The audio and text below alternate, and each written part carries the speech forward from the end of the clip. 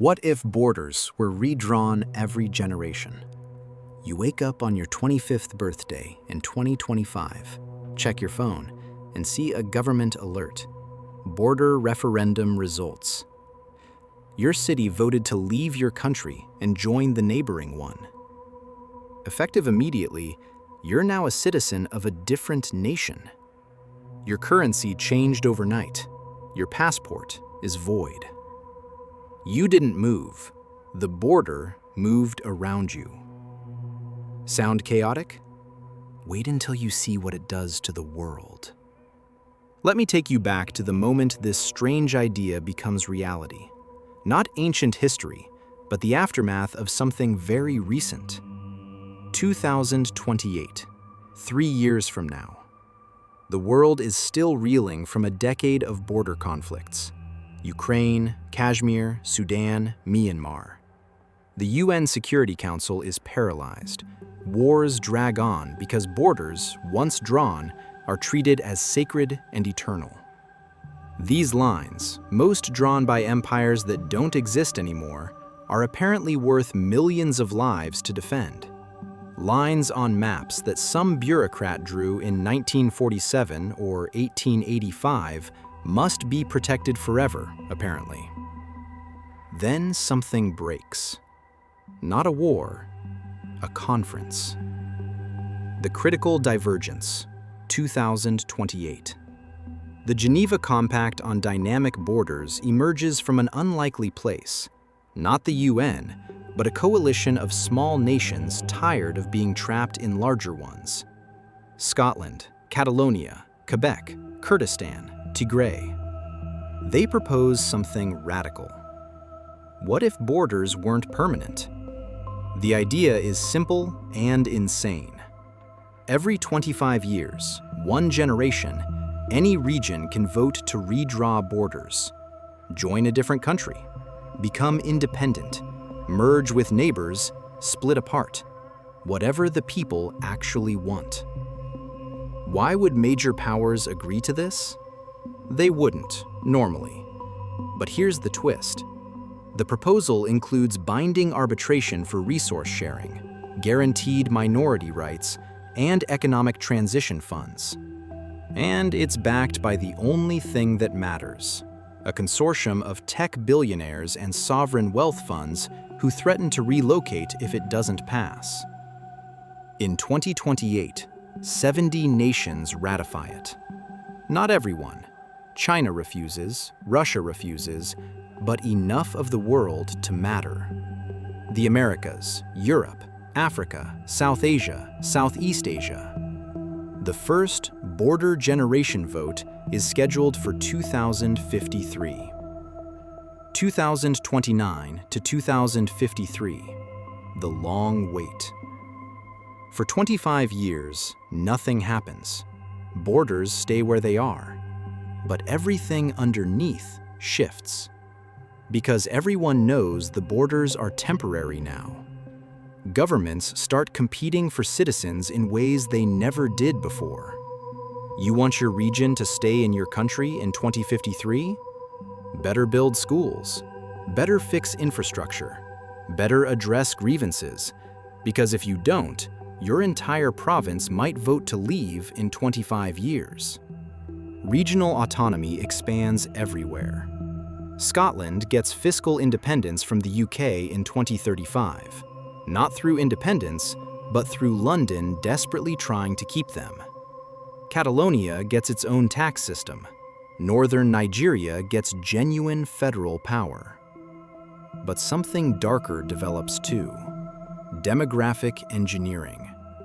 Countries start offering incentives for certain populations to move to border regions before the vote. Internal migration bonuses, development zones that just happen to attract ethnic majorities. By 2050, every border region on Earth is campaigning. Political parties form around border questions. Maps showing proposed new countries flood social media. The debate isn't about left versus right anymore. It's about who belongs where. 2053, the first vote. May 2053. The world holds its breath. Every region with more than 500,000 people and a distinct border gets to vote. Stay, leave, merge, or split. The results create two completely different timelines. One where dynamic borders create peace through flexibility. One where they become the most sophisticated tool for chaos ever invented. The difference comes down to whether you believe people can be trusted with maps or whether maps should trust people. Let me show you both worlds. The good ending scenario A, the peace of movement. The borders shift. The world doesn't collapse. 2053, the first redraw. On referendum day, 23% of Earth's borders change. Not catastrophically, mostly adjustments. Scotland votes for independence from the UK by 58%. Catalonia joins as an independent EU member. Quebec remains in Canada, barely at 51%, but with massive new autonomy. In Africa, something remarkable happens. Borders that never made sense get corrected. The Somali regions in Kenya vote to join Somalia, creating a unified Somali nation for the first time in history. The Kurds in Iraq, Syria, and Turkey vote to form a confederation, not a single state, but linked autonomous regions. Kashmir doesn't explode. Instead, the Valley votes for independence as a neutral buffer state between India and Pakistan, and both countries accept it because they signed the Geneva Compact. It's messy, there are protests, but there's no war. The alternative is international sanctions and frozen assets. 2053 to 2078, the learning period. Clearly, the first transition is chaos, but manageable chaos. Currencies convert, passports update. People who suddenly find themselves in different countries get 5 years of dual citizenship to relocate if they want. And something unexpected happens. Governments get better. Because they know they face another referendum in 2078, they actually have to serve their citizens. The threat of losing territory makes democracy functional in ways elections never did. Border regions become investment priorities. The world develops a new diplomatic language for handling transitions. The UN creates a Border Transition Authority that manages the bureaucratic nightmare of redrawing maps every generation. 2078, the second vote. By the second referendum in 2078, the system is refined. Only 11% of borders change this time. The most egregious problems were fixed in 2053. Some regions that split in 2053 vote to reunite. Others split further. The West African Economic Union reorganizes into 5 different configurations based on what people actually want. The Balkans redraw themselves peacefully. Several regions merge, others split, all by vote. Southeast Asian nations adjust borders along ethnic lines that colonialism had ignored. Wars still happen. Human nature doesn't change. But they're not about borders anymore. Because borders are negotiable every generation, the incentive to fight over them vanishes. You don't need a war to change a border. You just need to wait 25 years and vote. 2103, the mature system. By 2103, after 3 cycles, the system is routine. Entire industries exist around border transitions. Kids grow up knowing they might be citizens of different countries by the time they're adults. Nationalism doesn't die. It evolves. people become intensely loyal to cities and regions, less to nation-states. The concept of permanent countries starts to feel as outdated as feudalism. The cost. But here's what's lost: stability. Every 25 years, the world reorganizes itself. Businesses that depended on permanent borders struggle.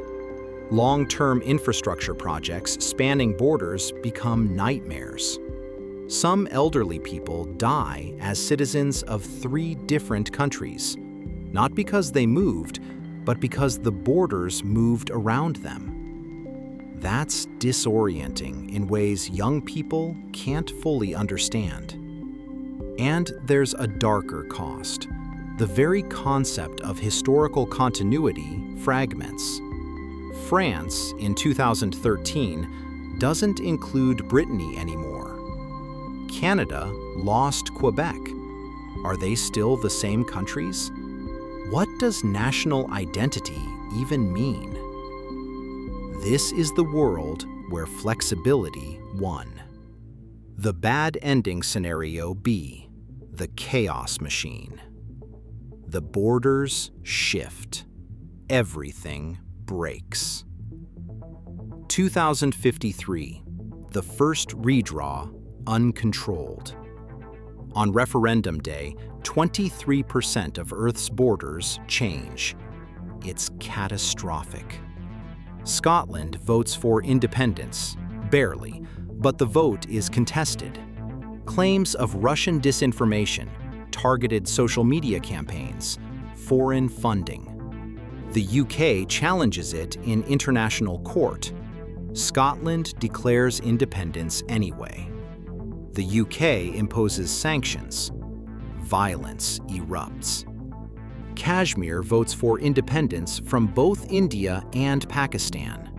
Both countries reject the results, claim the vote was rigged, and nearly go to war. The neutral buffer state becomes a militarized zone worse than before, because now there's an official vote saying people don't want either side, which enrages both. In Africa, the Somali referendum succeeds, but displaces 800,000 Kenyans of other ethnicities living in those regions. Where do they go? Kenya doesn't want to take them. The refugee crisis dwarfs anything Europe saw in 2015. 2053 to 2078, the exploitation era. Within 5 years, everyone realizes the system is gameable. Foreign powers start investing in border regions years before votes, building infrastructure, spreading propaganda, manipulating demographics. China doesn't participate officially, but Chinese companies fund campaigns in Southeast Asian border regions to vote for independence, which really means economic dependence on Beijing. Russia perfects the art of destabilizing border votes in Europe through disinformation. Tech companies discover they can swing border referendums by controlling what people see online. 2078, the second vote, weaponized. By 2078, the border vote isn't about self-determination anymore. It's about which foreign power ran the better influence campaign. Entire regions vote to join countries they have no cultural connection to because those countries offered better economic packages. Parts of Central Africa vote to become special economic zones of China, not provinces, but corporate territories with borders and flags. The Balkans fracture into 12 microstates, half of them economically controlled by outside powers. Kurdistan's confederation collapses into 3 separate territories, each aligned with a different foreign sponsor.